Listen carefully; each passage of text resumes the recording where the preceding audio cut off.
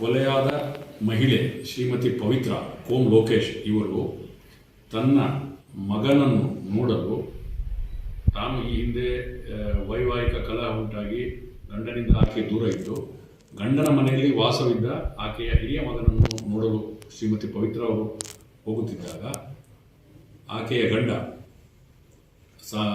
ಸಂಜೆ ಸುಮಾರು 7 ಗಂಟೆಗೆ NT ಬ್ಲಾಕ್ ಹತ್ತಿರ ಆಕೆಯ ಮೇಲೆ ಹರಿತವಾದ ಆಯುಧದಿಂದ ಹಲ್ಲೆ ಮಾಡಿ ಕೊಲೆ ಮಾಡಿರುತ್ತಾನೆ ಎಂದು ಪ್ರಕರಣ ಹುಡುಗಂ ಪೊಲೀಸ್ ಸ್ಟೇಷನ್ನಲ್ಲಿ ದಾಖಲಾಗಿರುತ್ತದೆ. ಇದರಲ್ಲಿ ಆತನ ಸಹೋದರಿಯೂ ಸಹ ಈ ಕೊಲೆಗೆ ಕುಮ್ಮಕ್ಕು ನೀಡುತ್ತಾರೆ ಅಂತೇಳಿ ಲೋಕೇಶ್ ಮತ್ತು ಆತನ ಸಹೋದರಿಯ ವಿರುದ್ಧ ಕೊಲೆ ಪ್ರಕರಣ ದಾಖಲಾಗಿರುತ್ತದೆ. ಈ ಪ್ರಕರಣವನ್ನು CP ಹುಡುಗಂನವರು ತನಿಖೆ ಮಾಡುತ್ತಿದ್ದು ಶೀಘ್ರದಲ್ಲೇ ಆರೋಪಿಯನ್ನು ಕಾನೂನುಗೊಳಪಡಿಸುತ್ತೇವೆ. ಈ ಪ್ರಕರಣದಲ್ಲಿ ಶ್ರೀಮತಿ ಪವಿತ್ರ ಮತ್ತು ಶ್ರೀ ಲೋಕೇಶ್ ಅವರು 2017 ಇಸ್ವಿಯಲ್ಲಿ ಮದುವೆಯಾಗಿದ್ದು ನಂತರ ಕಳೆದ 2 ವರ್ಷದಿಂದ ಅವರಿಬ್ಬರ ನಡುವೆ ವೈವಾಹಿಕ ಕಲಹ ಉಂಟಾಗಿ ಇಬ್ಬರು ಬೇರೆ ಬೇರೆ ವಾಸವಾಗಿದ್ದು ಈ ಹಿನ್ನೆಲೆಯಲ್ಲಿ ಶ್ರೀಮತಿ ಪವಿತ್ರ ಅವರು 2023 ಇಸ್ವಿಯಲ್ಲಿ ತನ್ನ ಗಂಡನಾದ ಲೋಕೇಶ್ ವಿರುದ್ಧ ಒಂದು ವರದಕ್ಷಿಣೆ ಕಿರುಕುಳ ಮತ್ತು ವರದಕ್ಷಿಣೆ ಪ್ರಕರಣವನ್ನು ಹುಡುಗಂ ಪೊಲೀಸ್ ಸ್ಟೇಷನ್ಗೆ ನೀಡಿದ್ದು ಅದನ್ನು ಸಹ ಮಾನ್ಯ ನ್ಯಾಯಾಲಯಕ್ಕೆ ತನಿಖೆಯೊಂದಿಗೆ ಚಾರ್ಜ್ ಶೀಟನ್ನು ಸಲ್ಲಿಸಲಾಗಿರುತ್ತದೆ. ಇವರಿಬ್ಬರ ನಡುವೆ ವೈವಾಹಿಕ ಕಲಹ ಇದ್ದುದೆಂದು ಅದರಿಂದ ಈ ಒಂದು ಪ್ರಕರಣ ಜರುಗಿರುವುದಾಗಿ ಮೇಲ್ನೋಟಕ್ಕೆ ತಿಳಿದು ಬಂದಿದೆ. ಇನ್ನೂ ಹೆಚ್ಚಿನ ತನಿಖೆ ಮಾಡಿ ಹೆಚ್ಚಿನ ಅಂಶಗಳನ್ನು ನಾವು ಮುಂದಿನ ದಿನಗಳಲ್ಲಿ ತನಿಖೆಯನ್ನು ಕಂಡುಕೊಳ್ತೇವೆ. ಸರ್, ಅದರಲ್ಲಿ ಅವನಿಗೆ ಬೇರೆ ಜೊತೆ ಅಫೇರ್ ಎಲ್ಲ ಇತ್ತು ಅಂತ ಹೇಳಿ ಕಂಪ್ಲೇಂಟ್ ಹೇಳ್ತಾರೆ. ವಾರಕ್ಕೆ ಮುಂಚೆ ಕಂಪ್ಲೇಂಟ್ ಆಗಿತ್ತು ಸರ್ ಹುಡುಗಲ್ಲಿ.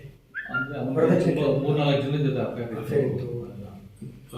ಈ ಪ್ರಕರಣದಲ್ಲಿ ನಾವು ಸಾಕ್ಷಿದಾರರನ್ನು ವಿಚಾರ ಮಾಡಿದಾಗ ನಮಗೆ ಸಾಕ್ಷಿದಾರ ಅಂದರೆ ಇದರಲ್ಲಿ ಏನು ಮೃತೆಯ ತಾಯಿ ಕೊಲೆಯಾದ ಪವಿತ್ರ ಅವರ ತಾಯಿ ಸಹಿತ ನಮಗೆ ತಿಳಿಸಿರುವ ವಿಷಯ ಏನಂತ ಹೇಳಿದ್ರೆ ಆರೋಪಿಗೆ ಬೇರೆಯ ಮಹಿಳೆಯರೊಂದಿಗೆ ಸಂಬಂಧ ಇದ್ದುದಾಗಿ ಅವರು ತಿಳಿಸಿರುತ್ತಾರೆ. ಅದನ್ನು ಸಹ ನಾವು ಆ ಒಂದು ಆ್ಯಂಗಲನ್ನು ಸಹ ನಾವು ತನಿಖೆಯನ್ನು ಕೈಗೊಳ್ತೇವೆ. ಸರಿ, ಆರೋಪಿ ಒಂದ್ಸಲ ಜೈಲಿಗೆ ಹೋಗಿ ಬಂದಿತ್ತು. ಯಾವ ಪ್ರಕರಣದಲ್ಲಿ ಸರ್? 2023 ಇಸ್ವಿಯಲ್ಲಿ ಶ್ರೀಮತಿ ಪವಿತ್ರ ಅವರು ತನ್ನ ಗಂಡನ ವಿರುದ್ಧ ವರದಕ್ಷಿಣೆ ಕಿರುಕುಳ ಮತ್ತು ವರದಕ್ಷಿಣೆ ಬೇಡಿಕೆ ಪ್ರಕರಣವನ್ನು ದಾಖಲಿಸಿದ್ದು ಹುಡುಗಂ ಪೊಲೀಸ್ ಸ್ಟೇಷನ್ನಲ್ಲಿ. ಅದನ್ನು ಸಹ ತನಿಖೆ ಮಾಡಿ ಆರೋಪಿಯ ವಿರುದ್ಧ ದೋಷಾರೋಪಣ ಪತ್ರವನ್ನು ಸಲ್ಲಿಸಲಾಗಿದೆ, ನ್ಯಾಯಾಲಯಕ್ಕೆ ಸಲ್ಲಿಸಲಾಗಿದೆ. ಸೆಪ್ಟೆಂಬರ್ 2023 ಸಲ್ಲಿಸಲಾಗಿದೆ. ಹೇಳಿದ್ದು ಲವ್ ಅರೇಂಜ್ ಅಂತ, ಬಟ್ ಅರೇಂಜ್ಮೆಂಟ್ ಆಗಿದೆ. ಆಮೇಲೆ ಅರೇಂಜ್ಮೆಂಟ್ ಮಾಡಿದ್ದಾರೆ ಸರ್. ಇದು ಕೊಲೆ ಪ್ರೀಪ್ಲಾನ್ ಮಾಡಿರೋದಾ ಅಥವಾ ಅದು ಆರೋಪಿನ ನಾವು ಕಾನೂನು ಒಳಪಡಿಸಿದಾಗ ಆರೋಪಿ ಪ್ರಶ್ನೆಗಳಿಂದ ನಮಗೆ ಹೆಚ್ಚಿನ ಮಾಹಿತಿ ಸಿಗ್ತದೆ.